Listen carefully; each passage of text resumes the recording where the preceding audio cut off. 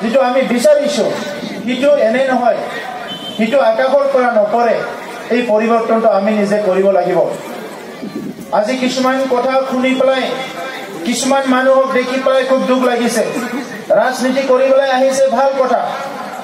ভাৰতবৰ্ষ বিশ্বৰ ভিতৰত সৰ্ববৃহৎ গণতন্ত্ৰ দেশ, আৰু আমাৰ গণতন্ত্ৰৰ ৭২ বছৰ বয়স হ'ল। এই ৭২ বছৰ বয়সত ভাৰতৰ গণতন্ত্ৰ বহুত আগবাঢ়ি গ'ল।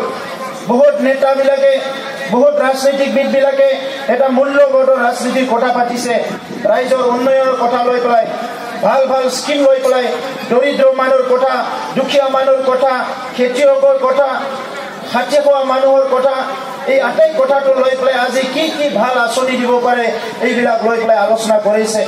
কেন্দ্ৰীয় থকা ৰাষ্ট্ৰীয় দলবিলাকে বিভিন্ন আঁচনি লৈ পেলাই আজি আলোচনা কৰিছে। কিন্তু অতি দুৰ্ভাগ্যজনক কথা, আজি অসমৰ এটা ইম্পৰ্টেণ্ট সবচে প্ৰয়োজন এটা সাংসদীয় এটা সমষ্টি, কোকৰাঝাৰ সমষ্টিত যিসকলে আজি ৰাজনীতি খেলিবলৈ আহিছে, তেখেতসকলৰ মুখত কোনো আঁচনি নাই, তেখেতসকলৰ হাতত কোনো আঁচনি নাই। ৰাইজক কেনেকৈ আগুৱাই লৈ যাব, শান্তি আৰু নিৰাপত্তা কেনেকৈ প্ৰতিষ্ঠা কৰিব, দৰিদ্ৰ দুখীয়া মানুহৰ কাৰণে কি কাম কৰিব, নিবনুৱাসকলৰ কি কাম কৰিব, খেতিয়কৰ কাৰণে কি কৰিব, মহিলাসকলৰ কাৰণে কি কৰিব, তেখেতসকলৰ কোনো আঁচনি নাই। অতি দুৰ্ভাগ্যজনক কথা।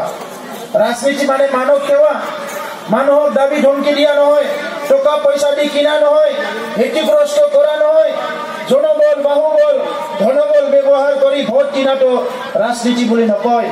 ৰাজনীতিটো হৈছে মানৱ সেৱা। আৰু আজি যিটো ৰাজনীতি আমি দেখিবলৈ পাইছো, এইটো অতিকৈ দুৰ্ভাগ্যজনক কথা বুলি আমি ক'ব লাগিব। এই ১৭ বছৰ হাগ্ৰামা BPFৰ যিটো দুৰ্নীতি, অপশাসন, আৰু আনপিনে ৫ বছৰ হীৰাসকলনীয়া সমাজটো মেৰু বিভাজন কৰি কৰা ৰাজনীতি, এই দুটা পৰিৱেশে, এই দুটা পৰিস্থিতিয়ে, এই দুইজন নেতাৰ যিটো নেতৃত্বই আজি BTC অঞ্চলৰ ৩২ লক্ষ মানুহক আজি জুৰুলা কৰি পেলাইছে। তো ৰাইজ, আমি পৰিৱৰ্তন আনিবই লাগিব। আজি তেখেতসকলে এজনে এজনক বোকা চিটুৱাই আছে আৰু ৰাইজক বলিৰ পতা সাজাব বিচাৰিছে। হাগ্ৰামা মহিলাৰীৰ মুখত বদলেন আৰু অমৰ, হীৰাকৰণীয়াৰ মুখতো একে বদলেন আৰু অনাবৰ। তেখেতসকলে অনাবৰ ৰাইজক একত্ৰিত কৰিব বিচাৰে, ভোট লাগে আৰু বদলেণ্ডৰ শব্দটো ব্যৱহাৰ কৰে। এই দুইটা মানুহে একে ৰাজনীতি কৰি আছে। কিন্তু আমাক কি লাগে, আজি ইয়াত যিটো ভয় দেখুৱাইছে, বদলেণ্ড হলে আপোনালোকক খেতি পঠাব, কাটিব, মাৰিব, বিভিন্ন কথা। আজি সকলোতকৈ ক্ষতিগ্ৰস্ত হোৱা দুইটা জনগোষ্ঠীৰ দুটা ৰাজনীতি দল একত্ৰিত হৈ ইলেকশ্যন খেলিছে। এইটো আমাৰ কাৰণে ডাঙৰ মেছেজ। আজি এই কাম কংগ্ৰেছে কৰা নাই, এই কাম বিজেপিয়ে কৰা নাই, এই কাম হাগ্ৰামাই কৰা নাই, এই কাম BPFে কৰা নাই, এই কাম হীৰাকৰণীয়াই কৰা নাই। এজন সাংসদ হিচাপে আপোনাৰ দায়িত্ব কি? হীৰাকৰণীয়া ভাৰতৰ সংবিধানত কি লিখা আছে, কি কোৱা আছে? সাংসদ হোৱাৰ আগত আপুনি যি কি কথা ক'লে, কিন্তু সাংসদ হোৱাৰ পিছত আপুনি কি কৰিব লাগিছিলে? সমাজখন বান্ধিব লাগিছিলে। নেশ্যনেল ইণ্টিগ্ৰেশ্যনৰ কথা, ভাৰতৰ ঐক্য সংগতিৰ কথা, এই ভাৰতৰ হিন্দু, মুছলিম, শিখ, ইছাই, বাথৌ, ব্ৰহ্ম, খ্ৰীষ্টান চবে একেলগে থাকিব পাৰিব লাগিব। বড়ো, অনাবড়ো, অসমীয়া, বঙালী, মুছলমান, হিন্দু চবে একেলগে থাকিব লাগিব। কিন্তু তেখেতসকলে আজি মিৰু বিভাজন কৰিব বিচাৰিছে। এনেকুৱা মিৰু বিভাজন কৰি পেলাই ভাৰতত সমাজ গঠন কৰিব নোৱাৰে। ভাৰতৰ সংবিধানত ইয়াৰ কোনো পাৰ্মিশ্যন নাই। আজি সেইকাৰণে নৱকৰণীয়া ডাঙৰীয়াই যিটো কৰিছে, এইটো সংবিধানৰ পৰিপন্থী বুলি ক'ব লাগিব। তাৰপিছত ৰাইজ, আজি যিটো কথা কৈছে, বড়োলেণ্ডৰ কথা দি যিটো ভাবুকি দিছে, কোনখন বড়োলেণ্ডৰ কথা কৈছে? 1993 চনত BSC গঠন হ'ল, বড়োলেণ্ড অট'নমাছ কাউন্সিল। 2003 চনত BTC গঠন হ'ল, সেইটো বড়োলেণ্ড টেৰিটৰিয়েল কাউন্সিল। আৰু কোনটো বড়োলেণ্ডৰ কথা ভয় দেখাব বিচাৰিছে? কালি যদি কিবা সমাধান হয়, এই সমাধানত ভাৰতৰ সংবিধানে এই সমাধানটো কৰিব। সংবিধানৰ বাহিৰত একো নহয়। আৰু ভাৰতৰ সংবিধানে ইয়াত বসবাস কৰা সকলো জাতি জনগোষ্ঠী, খিলঞ্জীয়া, অখিলঞ্জীয়া, ট্ৰাইবেল, নন ট্ৰাইবেল, হিন্দু, মুছলিম সকলো একেলগে বসবাস কৰাৰ কাৰণে এটা ব্যৱস্থা কৰি দিছে ভাৰতৰ সংবিধানে। আৰু সেইটোকে আমাৰ কোনোবা নেতাবিলাকে, যিসকলে সংবিধান বুজি নাপায়, যিসকলে ৰাজনীতি বুজি নাপায়, তেখেতসকলে আজি দমন নীতি চলাই পেলাই ইয়াত মানে ৰাজনীতি পৰিৱেশটো নষ্ট কৰিছে, সামাজিক পৰিৱেশটো নষ্ট কৰিছে, অৰ্থনীতিক পৰিৱেশটো নষ্ট কৰিছে। এইটোৱে অতিকৈ দুৰ্ভাগ্যজনক কথা। তো সেইকাৰণে ৰাইজ আজি তেখেতসকলে যিটো ভাবুকি দিবলৈ আহিছে ইয়াত আপোনালোকে ভয় নাখাব। ইতিমধ্যে ৰাইজে বুজি পাইছে তেখেতসকলৰ যিটো দুৰ্নীতি। 17 বছৰৰ হাগ্ৰামা চৰকাৰৰ 5,000 কোটি টকা আহিল। 5,000 কোটি টকাত ৰাইজে কি পালে আজি আমাক হিচাপ লাগে। হীৰা শৰণীয়াই 5 বছৰ এমপি হ'ল, 5 বছৰত 25 কোটি টকা তেখেতে পালে। এই 25 কোটি টকাত কাৰ কি কাম কৰিলে? বড়োৰ কৰিলে না অনাবৰৰ কৰিলে? বঙালীৰ কৰিলে না মুছলমানৰ কৰিলে? কাৰ কি কাম কৰিলে? হীৰা শৰণীয়া ডাঙৰীয়া হিচাপ দিয়ক। আমি হিচাপ বিচাৰিছো আপুনি সংসদ কোকৰাঝাৰ সমষ্টিৰ এই 5 বছৰত তেখেতসকলে কাৰ কাম কৰিলে? কোনটো জাতি আগুৱাই নিয়া কাম কৰিলে? কোনটো ধৰ্ম আগুৱাই নিয়া কাম কৰিলে? অকল জাতি ভেদাভেদ, ৰাতিপুৱালে বড়োসকলক গালি পাৰা, ৰাতিপুৱালে ভেদাভেদৰ ৰাজনীতি কৰা, ইয়াৰ বাহিৰে একো কৰিবলৈ পৰা নাই। হাগ্ৰামা মহিলাৰ ডাঙৰীয়া আপোনালোকে দেখিবলৈ পাইছে। কোনোবা যদি মিটিঙত আহে আধা ঘণ্টা লেকচাৰ দিলে 25 মিনিট মোক গালি পাৰি আপচুক গালি পাৰি সময় কটায়। কাৰণটো কি? কাৰণ তেখেতৰ হাতত একো আঁচনি নাই, ৰাইজক দিবলৈ একো আঁচনি নাই। তেখেতে একোৱেই কৰা নাই ৰাইজৰ কাৰণে। যি কৰিছে নিজৰ কাৰণে কৰিছে। সেইকাৰণে ৰাইজ আজি পৰিৱৰ্তনৰ কাৰণে আমি আগুৱাই আহিব লাগিব। আজি UPPL আৰু AFDFে দৰিদ্ৰ মানুহৰ কাৰণে কাম কৰিব, দুখীয়া মানুহৰ কাৰণে কাম কৰিব। সিদিনা বিজনেছ দেখিবলৈ পাইছো হাগ্ৰামা মহিলাৰ ডাঙৰীয়াই নিজৰ ভাষণ দি থাকোঁতে চানা বেপাৰী বড়ো বেপাৰী বিলাকক ফোন কৰিছে। ফোন কৰিবই তেখেতসকল দুখীয়া মানুহ। আৰু আমিতো তেখেতসকলক মৰম কৰোঁ। আমিতো বিচাৰো যিমান চানা বেপাৰী বড়ো বেপাৰী আছে ইয়াতে আহক, আমি মাতো তেখেতসকলক আমি বিচাৰো।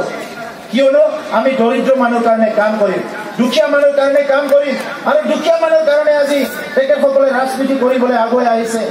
এই BTC অঞ্চলত কিমান হাজাৰ হাজাৰ নিবনুৱা যুৱ যুৱতী আছে, তেখেতসকলৰ কোনো সংস্থাপন নাই।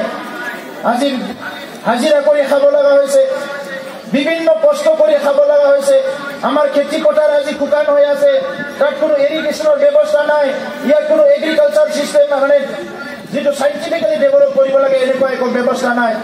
5 বছৰৰ হীৰা শৰণীয়াই না PWD ইঞ্জিনিয়াৰক লগ কৰিছে, না পাব্লিক হেল্থৰ ইঞ্জিনিয়াৰক লগ কৰিছে, না PHC ইঞ্জিনিয়াৰৰ লগত কথা পাতিছে, না শিক্ষা ডিপাৰ্টমেণ্টৰ IS কোনোবা মানে ডাইৰেক্টৰৰ লগত কথা পাতিছে।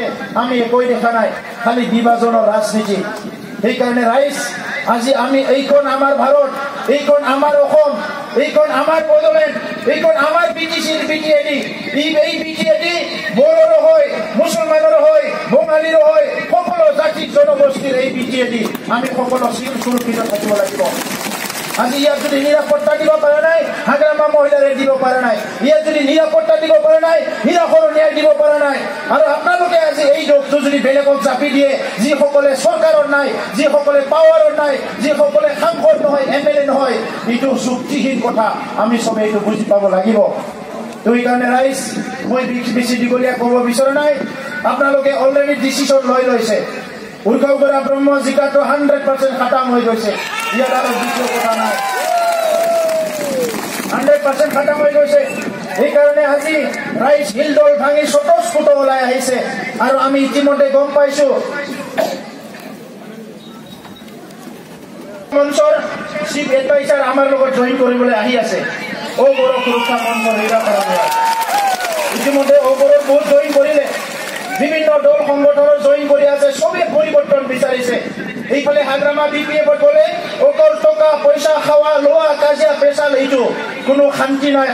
সমাজৰ কোনো কথা নাই। এইফালে হীৰা শৰণীয়াৰ তাত গ'লে বড়োৰ লগত কথা পাতিব নালাগে, সমাজৰ লগত বিভাজনৰ সদায় কথা পাতে। কাক ধ্বংস কৰিব লাগে, কাক কি কৰিব লাগে, এইবিলাক কথা পাতে। মানুহবিলাক আজি বেয়া পাইছে। সমাজখন চবে শান্তি বিচাৰে, আগুৱাই যোৱাটো চবে বিচাৰে।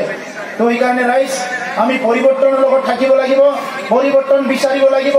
আমাৰ উঠি অহা নৱ প্ৰজন্মৰ কাৰণে আমাৰ যিটো BTAD সেইটো সুন্দৰকৈ আমি সাজাব লাগিব। সেইকাৰণে মই বেছি দীঘলীয়া নকওঁ। আপোনালোকে ইতিমধ্যে যেনেকৈ মানে আজি হিলদল ভাঙি ওলাই আছে, এইটোৱে প্ৰমাণ যে পৰিৱৰ্তন হ'বই।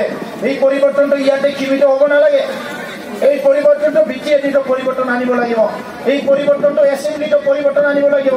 আজি আমি দেখিবলৈ পাইছো অসমৰ মুখ্যমন্ত্ৰী সৰ্বানন্দ সোণোৱাল ডাঙৰীয়াই মুখ্যমন্ত্ৰী হোৱাৰ পিছতে কৈছিলে জিৰ' টলাৰেঞ্চ, কৰাপশ্যনটো মই সহ্য নকৰোঁ। এই অসমৰ কৰাপশ্যন, অসমৰ পৰা দুৰ্নীতি কৰাপশ্যন বন্ধ হ'ব লাগিব। আজি তেখেতে নিজৰ কাৰ্যকালত যদি এপিএসসি কেলেংকাৰীটো যদি তদন্ত কৰিব পাৰে, বিটিচিত আজি যে উন্নয়ন হোৱা নাই, কোটি কোটি টকা যে আত্মসাৎ কৰিলে, কৰাপশ্যন কৰিলে, ইয়াৰ ওপৰত কিয় ইনকুৱাৰী দিব নোৱাৰে?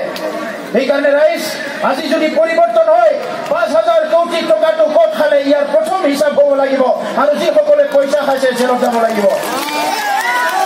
যিসকলে আয়োৱা ঘৰত পইচা খাইছে, যিসকলে ৰাইজৰ টয়লেট বনোৱাৰ পইচা খাইছে, যিসকলে দুখীয়া মানুহৰ আজি IDS স্কিমৰ পইচা খাইছে, মহিলাসকলৰ সেল্ফ হেল্প গ্ৰুপৰ পইচা খাইছে, এই সকলক প্ৰথম ইনকুৱাৰী কৰি জেলত পঠাব লাগিব।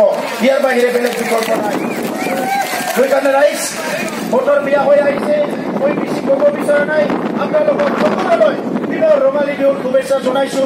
সকলো শান্তি সম্প্ৰীতিৰে থাকক আৰু 23 তাৰিখে সকলো ওলাই হওক আৰু ট্ৰেক্টৰৰ ছবিত ভোট দিয়ক। মই পুনৰ শ্লোগান দিব বিচাৰিছো, ট্ৰেক্টৰৰ ছবিত ভোট দিয়ক, ট্ৰেক্টৰৰ ছবিত ভোট দিয়ক, ছবিত ভোট দিয়ক।